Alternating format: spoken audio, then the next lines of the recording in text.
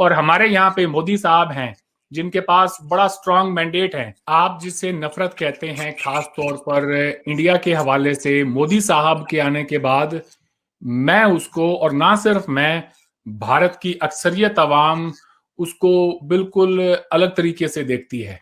उन्हें मोदी साहब में एक, आप ये कहें कि मोदी साहब ने आने के बाद उन्हें, कि अगर आपसे कोई ये पूछ ले कि जी कश्मीर की आवाम को चूरण दिया हुआ था पिछले 30 सालों से, और वो राजा फारूक हैदर साहब जैसे कह रहे थे इमरान खान साहब को कि मेरी नानी ख्वाब देखती थी और ये कहती थी, और कश्मीर की हर बेटी कि पाकिस्तानी फौज आ रही है सब पगड़ी पहन के, और 5 अगस्त का वाकया हो गया, कोई पाकिस्तानी फौज नहीं आई। कश्मीरियों को भी एक रियलिटी चेक हो गया कि हम कहाँ खड़े हैं और हमारी मदद के लिए कोई आएगा या नहीं आएगा। देखें जी, 70-72 साल हो गए हैं हमें एक दूसरे को ये चूरन बेचते हुए, और अगर हमने आगे भी यही काम करना है फिर तो ये पीस जेस्चर्स और ये खत लिखना एक दूसरे को मोहब्बत के, ये वेस्ट ऑफ टाइम है। और शायद मैं और आप जो बैठ के बात करें वो भी वेस्ट ऑफ टाइम है।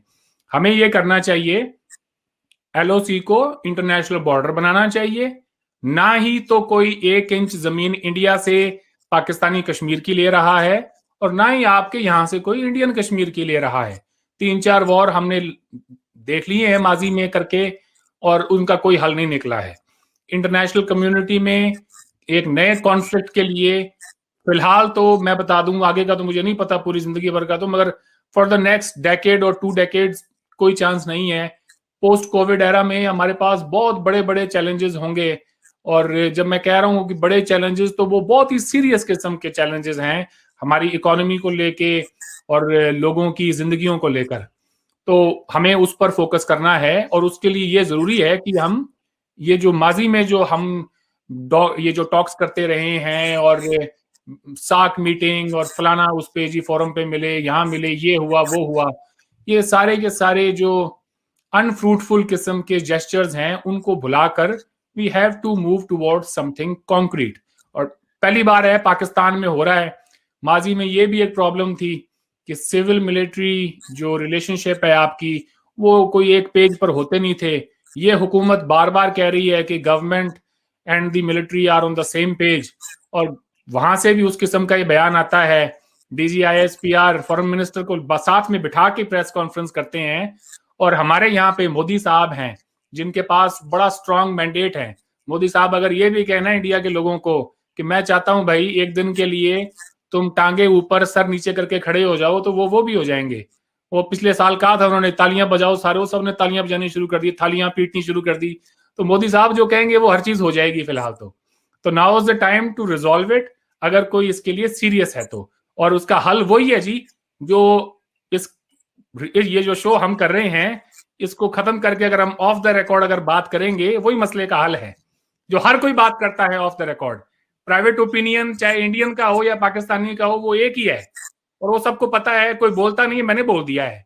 तो जिसे आप कहते हैं कि जी ये नफरत का माहौल और ये वो एक एक्शन का वो एक रिएक्शन का एक्शन है चीमा साहब, जो कि मैंने बहुत बार उसका इजहार किया है, तो दोबारा करने में ऐसी कोई वो बात है नहीं। I am sure you are well aware of it. Modi साहब के आने के बाद लोगों को वो कॉन्फिडेंस मिला है।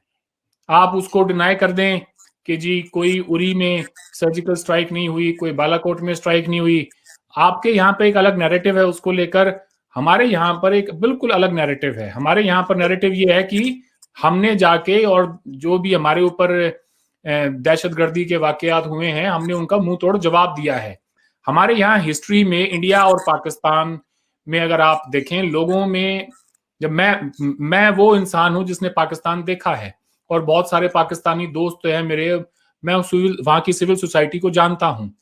तो same set of history, same set of events के हमारे बिल्कुल ऑपोजिट व्यूज हैं। तो इस बहस में बिल्कुल नहीं पड़ना चाहिए कि किसका व्यू ठीक है और किसका गलत है। वो नैरेटिव है जो पॉपुलर नैरेटिव है, आपके मुल्क में प्रिवेल करता है, और सच या झूठ की उसमें कोई बात नहीं है, वो हमारे यहाँ पर भी एक बयानिया है। तो मुझे लगता है उसको वो अपनी जगह पे रहेगा भी, लाख कोई कोशिशें कर ले, लेकिन लोगों को आगे बढ़ना होगा। मैं उस नजर से हूँ लोगों को मैं यहाँ पे देख रहा हूं कि हमें, क्या गिलानी साहब क्या कहते हैं, या पीछे कोई वो आपके राजा फारूक हैदर क्या कहते हैं जी, कि वहां मैं पे उन्होंने स्टेटमेंट दी थी हाल ही में कि कश्मीरियों को इंडिया पाकिस्तान के टॉक्स को रिजेक्ट कर देना चाहिए। राजा फारूक हैदर तो बहुत कुछ कह जाते हैं, उनकी बातों का क्या मैं जवाब दूं यहाँ पे, यू नो इट वेल। मैं एक इस बात को आगे लेके चलता हूं, और वो ये है कि वो बात ये है कि हमें जो चीज सोचनी है कि जो मुस्तकबिल में पोजीशन डेवलप हुई है वो ये है कि जिस तरह भारत में ये बात की जा रही है, और ये हमने ये बात नोट भी की है कि नरेंद्र मोदी साहब ने अपने सियासी मकासद के लिए अफवाज का इस्तेमाल किया, और जो आप कॉन्फिडेंस की बात कर रहे हैं उसमें यह था कि भाई पाकिस्तान पे अगर 2016 में इन्होंने कहा जी कि हमने 17-16 में सर्जिकल स्ट्राइक की है, तो उस वक्त के जो डीजीएमओ थे आपके रणबीर सिंह साहब, उन्होंने जैसे ही उन्होंने कहा जी हमने सर्जिकल स्ट्राइक कर दी, हमने पाकिस्तान को बता दिया है और अब हम आगे नहीं कुछ करना चाहते। ठीक है, सो बहुत सारे लोगों ने कहा भाई एक तो, और इसी तरह जो बिपिन रावत साहब है उनके बारे में भी यही है कि उनको मिलिट्री को एक एजेंडा दिया गया है अपना पॉलिटिकल, और मिलिट्री ने उस एजेंडे को इंप्लीमेंट किया है, ना कि मिलिट्री एडवाइस करती है गवर्नमेंट को कि भाई अब आपको क्या करना है या इस वक्त थ्रेट असेसमेंट क्या है। सो आप ये समझते हैं कि फौज जो है वो जो माहौल, वो जो पॉलिटिकल ऑब्जेक्टिव्स हैं उसको आगे लेके जाने में तो जो है हालात खराब नहीं करेगी, या कि एक प्रोफेशनल आर्मी की तरह चीजें चलाएगी। Don't take this question offensive, but this is the reality what has happened in India. एक रियलिटी ये भी है साहब कि आपके सवाल से जो एक सवाल निकल कर आता है या एक बयानिया निकल कर आता है वो ये है कि जनरल रणबीर ने ये कहा कि हमने ये कर दिया है और इसके आगे हम नहीं करना चाहते, तो Pakistan must not act now. ठीक है, तो उसका ये मतलब है कि जी कुछ हुआ भी नहीं। देखें साहब, पाकिस्तान के अंदर गुजरांवाला में, मैं इसके आपको सबूत दे सकता हूं, अगर आप चाहें तो इस 5 मिनट रिकॉर्डिंग को बंद करें और मैं आपको बकायदा सबूत दे सकता हूं कि जिन लोगों ने वो उरी के अंदर अटैक किया था वो पाकिस्तान से आए थे। जमातो दावा ने बड़े बड़े पोस्टर्स लगाए थे शहर में उन उरी अटैकर्स के नमाज जनाजा पढ़ाने के लिए, और इस बात को आपके नेशनल टीवी पर जो हैं आपके अपने ही जर्नलिस्टों ने ये बातें बताई थी कि ये बहुत एम्बैरेसिंग है हमारे लिए, हमें ये काम नहीं करना चाहिए। मैं ये कहना चाहता हूं, देखें सर, आज यहाँ बैठे हैं, उड़ी में क्या हुआ, फलाने में क्या हुआ, ये इररेलेवेंट है। कल को मैं ये भी कह सकता हूं कि जी पाकिस्तान में एक बहुत बड़ी कॉन्स्टिट्यूएंसी है जो ये समझती है कि भारत के साथ अगर अच्छे ताल्लुकात हो गए तो वो तो 2 नेशन थ्योरी की नेगेशन है। तो हमें तो चाहिए, इसीलिए तो पाकिस्तान बना था, इंडिया से दुश्मनी के लिए। अगर इंडिया से अच्छे ताल्लुकात हो जाएंगे तो फिर 2 नेशन थ्योरी का हम क्या करेंगे? तो ऐसे ऐसे सवालों में पढ़कर, ऐसी बातों में पढ़कर हम वक्त जाया कर रहे हैं, अपना भी और लोगों का भी। आप ये बात करें कि क्या कोई कश्मीर में पाकिस्तान के अंदर नई स्ट्रेटजी बनाने के लिए आपकी तरफ से कोई लोग हैं ऐसे जो कि तैयार होंगे कश्मीर के ऊपर कुछ नया सोचने के लिए? हमारे यहाँ पर इससे पहले मैं आपको बताता चलूं, टाइम एंड अगेन हमारे यहाँ से बहुत सारे सिग्नल्स दिए गए हैं इस लाइन ऑफ कंट्रोल को इंटरनेशनल बॉर्डर बनाने के। 1971 के अंदर भी जब भुट्टो गांधी अकॉर्ड हुआ 72 में, सॉरी, तो भुट्टो साहब agreed to make this LOC as the international border. उन्होंने ये कहा कि आप मुझे थोड़ा टाइम दें, 6 महीने का वक्त दें, let me go back to Pakistan, मुझे वहां पर एक एनवायरमेंट बना दें, इसके लिए मुझे एनवायरमेंट बनाने का मौका दें, और वो जब बन जाएगा then we can do it. तो ये आज 2021 में हम उन्हीं बातों को दोहरा रहे हैं जो 50-60 साल पहले हमने कर दी थी। हमारी तरफ से आप ये बताएं, मैं अपने व्यूअर्स जो इंडिया से प्रोग्राम देख रहे हैं मैं उनसे पूछना चाहता हूं, भाई तुम दिल पर हाथ रख के अपने एक बात बताओ, हमने पाकिस्तानी ऑक्यूपाइड कश्मीर लेकर करना क्या है? एक जमीन का टुकड़ा है, उसके ऊपर रहने वाली आबादी 100% मुसलमान है, वो हमारे किसी काम के नहीं है। आज कश्मीर के अंदर 1 करोड़ मुस्लिम्स हैं, उनको अपना बनाने में हमें इतनी मशक्कत पेश आ रही है, 40-50 लाख को और गले लगा लो, और फिर कॉन्फ्लिक्ट के बगैर वो मुमकिन नहीं है। कॉन्फ्लिक्ट होगा तो उसमें इंटरनेशनल कम्युनिटी आपको 2 दिन जंग नहीं लड़ने आपको देगी। आपके ऊपर इतना प्रेशर आ जाएगा सीज फायर का कि आपको जहां है आपको वापस लौट के जाना पड़ेगा। और ये ऐसा नहीं है कि मैं कोई हवा में बातें कर रहा हूं, ये माजी में हो चुका है। जो भी कंट्री इस किस्म का एक्शन लेगी वो हो चुका है। कहने को तो अमित शाह साहब ने कहा था ना पार्लियामेंट में कि अक्साई चिन जो है हम जान दे देंगे उसके लिए। तो भाई जान देने के लिए तब से लेकर आज तक 2 साल होने को है, आपने अक्साई चिन अपनी जबान से कितनी बार निकाला? जान देने की बात तो बहुत आगे की है, आपने तो उसके ऊपर बात ही नहीं करी है। चीमा साहब, मैं बड़ी यहाँ पे बोल्ड किस्म की बात कर रहा हूं, शायद आपको भी करनी चाहिए। आप डंडी ना मारें, ये बताएं लाइन ऑफ कंट्रोल को इंटरनेशनल बॉर्डर बनाने के लिए क्या ख्याल है आपका?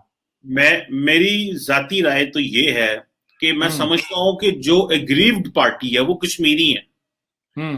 ठीक है, भारत, आप अपने एक जगह पे रह रहे हैं, हम अपनी एक जगह पे रह रहे हैं। जो मुतासर लोग हुए वो तो कश्मीरी हैं। तो सबसे पहले तो कश्मीरियों से पूछना चाहिए वो क्या चाहते हैं। अगर हम उनसे पूछ लेंगे क्या पूछना चाहते हैं, ऐसे हम इंडिया के अंदर हमारे जितने भी स्टेट्स हैं हम सब के अंदर रेफरेंडम नहीं कराने लगे। Jammu Kashmir is an integral part of India. चले वो आप कह लें, मैं आपको हम कहने को नहीं कहते हैं, हमारा उसके ऊपर देखें जी, जिस रेफरेंडम को आप बार बार हर पाकिस्तानी बोलता रहता है, खुदारा रहम करें अपने ऊपर भी और दुनिया के ऊपर भी, एक बार उसको पढ़ भी लें, लोगों को ये बता भी दें कि भाई उसमें लिखा क्या है। ये आर्टिकल 6 के तहत है हमारा रेजोल्यूशन कश्मीर का। तो आर्टिकल 6 की रेजोल्यूशन जो है वो नॉन बाइंडिंग है। उनमें से अगर एक पार्टी भी अग्री नहीं करती है तो वो फिर आगे नहीं हो सकता है उसमें कुछ भी। कोफी अन्नान साहब से मुझे प्लीज बोलने दें। कोफी अन्नान साहब ने 2000 आई थिंक एक या के करीब something like that, may be 2004, I mean around that time, उन्होंने इंडिया, पाकिस्तान और ये 3-4 ममालिक का दौरा किया।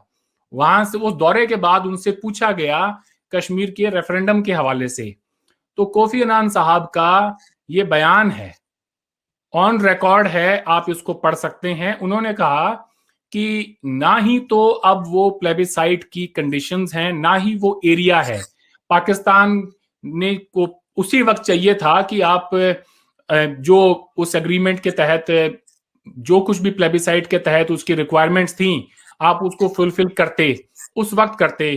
कुछ एरिया आपने चाइना को दे दिया है, हमारा कुछ एरिया 62 की जंग के बाद अक्साई चिन चीन के पास चला गया है, जंग के बाद गया है, वो गिफ्ट नहीं किया हमने।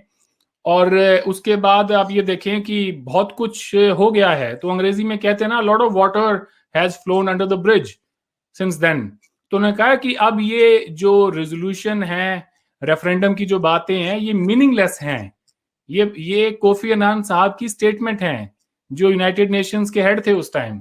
तो अगर तो इंटरनेशनल कम्युनिटी, जिसको बार बार आप ये याद कराते रहते हैं कि जी यूएन रेजोल्यूशन कराएं, यूएन, खुदारा उसको कोई पढ़ के और बता भी दे कि उनका क्या उनकी अहमियत है।